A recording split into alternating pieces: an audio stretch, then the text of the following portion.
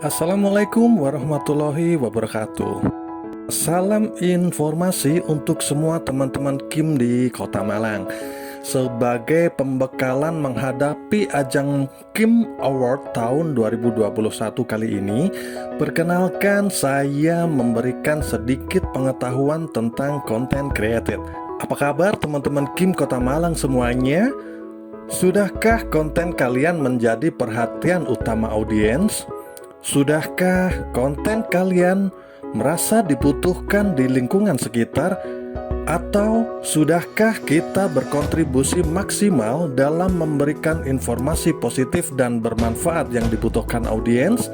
Nah, jika jawaban teman-teman semuanya masih rata-rata belum atau bisa jadi gitu kan, maka dalam waktu 10 menit ke depan saya akan berbagi sedikit ilmu tentang content created yang bisa diaplikasikan di seluruh platform sosial media teman-teman sehingga bisa lebih maksimal. Content created, iya, content created, bukan content creator ya. Karena kalau content creator adalah pelakunya atau teman-teman semuanya yang ada di sini melakukan apa? Pengertian sederhana dari content creator adalah orang yang membuat suatu konten. Nantinya konten tersebut akan dibagikan ke berbagai media sosial seperti Instagram, YouTube, Facebook, atau bahkan website.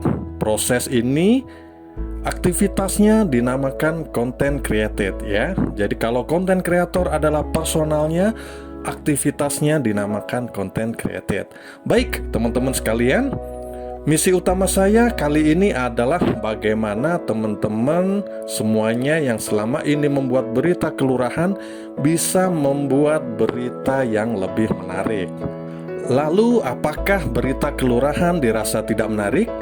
Jawabannya bisa jadi, apapun itu beritanya, jika dilakukan berulang-ulang dengan titik pembahasan yang sama saja akan menjadi tidak menarik. Namun begitu, tidak mencoba untuk menghilangkan visi dan misi Kim itu sendiri, yaitu kelompok informasi masyarakat, merupakan kelompok yang secara mandiri dan kreatif melakukan pemberdayaan masyarakat terhadap akses informasi dan komunikasi, memberdayakan masyarakat untuk memperoleh informasi yang dibutuhkan dan bermanfaat, mewujudkan jaringan informasi serta media komunikasi dua arah. Tentu salah satunya adalah menginformasikan update terbaru dari masing-masing kelurahan dan Kota Malang secara general. Lalu, bagaimana cara membuat konten yang menarik dan berkualitas? Langsung saja yuk. Yang pertama yang wajib kalian tahu adalah original. Buat konten yang orisinil. Orisinil juga berarti originalitas. Ide kamu harus orisinil, menggunakan konsep atau postingan yang sama lagi dan lagi dan lagi, berarti konten kamu tidak orisinil. Konten orisinil juga sejalan dengan Google dan pengunjung situs kamu. Menjiplak konten orang lain akan menyebabkan hukuman dari Google yang bisa membuat teman-teman kembali ke titik awal. Nah, orisinil bisa dalam bentuk tulisan atau kata-kata, bisa juga dalam bentuk desain visual dan tone warna. Fokus ciptakan headline yang kuat. Headline yang baik membangkitkan minat dan mengundang pembaca. Pertimbangan statistiknya sebagai berikut ya. 80% orang yang akan membaca headline teman-teman. Nah, tapi hanya 20% dari orang tadi akan membaca seluruh isi konten teman-teman. Ini yang membuat headline sama pentingnya dengan isi artikel itu sendiri. Selanjutnya adalah judul berita harus mencerminkan isi dan berupa kalimat lengkap. Awal judul berita dengan unsur how atau siapa, pelaku atau subjek, diikuti kata kerja atau predikat. Sederhana, lugas, dan ringkas itu yang harus dicatat. Next, memberikan jawaban yang dibutuhkan audiens.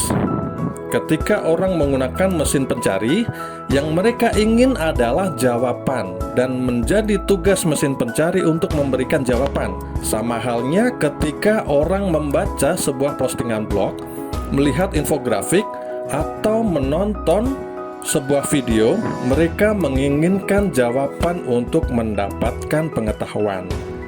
Satu tips penting untuk teman-teman semuanya, orang tidak hanya menginginkan jawaban, tapi mereka menginginkan jawaban instan.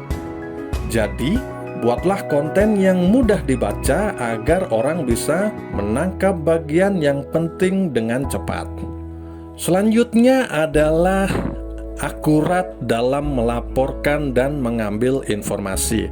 Teman-teman, menulis sebuah berita untuk website Kim nanti akan dibaca oleh ratusan pembacanya.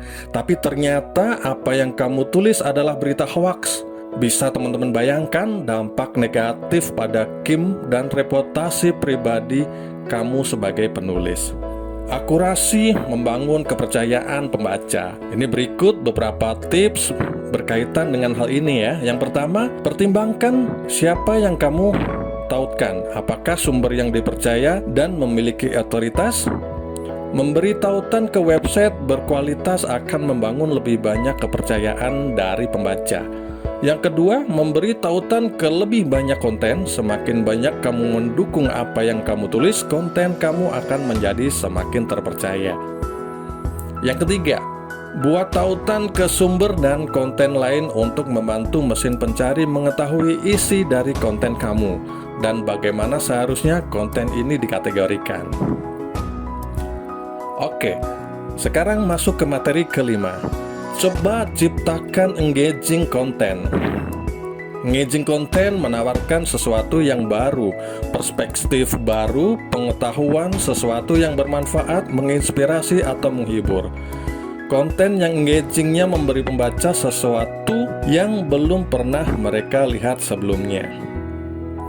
Berikut beberapa tips untuk membantu teman-teman menulis konten yang engaging. Pertama, buat pembaca bertanya-tanya. Ini bukan berarti membuat postingan yang belum selesai, tapi menyertakan pertanyaan yang membuat pembaca merefleksikan bagaimana mereka bisa mengimplementasikan pengetahuan yang teman-teman berikan. Kedua, bagian perkenalan yang mengesankan. Ingin tahu bagaimana cepatnya orang membuat penilaian terhadap sebuah postingan blog? Kebanyakan orang mungkin hanya perlu membaca beberapa kalimat awal untuk menentukan sebuah postingan layak dibaca. Beritahu pembaca kenapa mereka perlu tetap berada di konten teman-teman dan beritahu apa yang akan teman-teman bahas di website.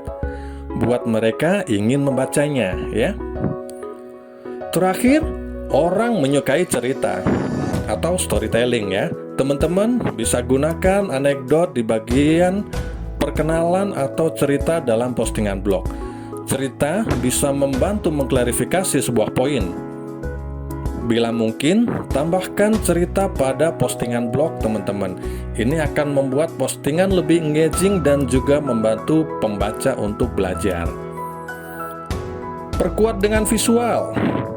Beberapa orang belajar lebih baik dengan melihat, sedangkan lainnya belajar lebih baik dengan mendengar.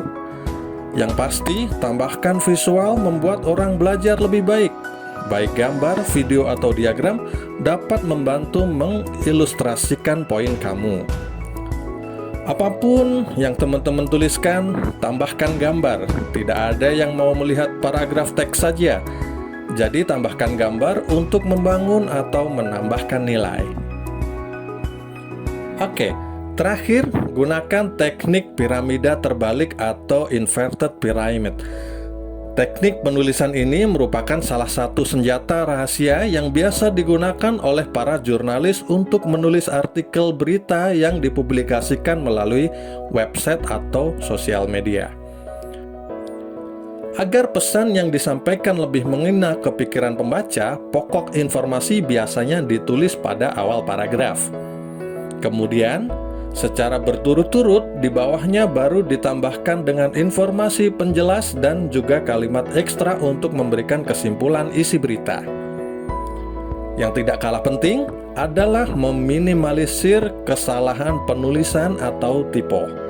Sebagai sebuah mesin yang menyimpan database kata-kata dari sebagian besar bahasa yang ada di dunia, Google pasti dengan mudah mampu mengenali salah penulisan ejaan atau tipe dan menyebabkan konteks informasi terpotong. Kesalahan penulisan di dalam artikel sedikit banyak juga mampu membuat pembaca kurang merasa nyaman, walaupun dalam beberapa kejadian masalah tipe masih bisa ditolerir ya. Jadi usahakan dicek dulu 2 hingga atau 3 kali sebelum artikel diterbitkan dan terindeks di mesin pencari Google.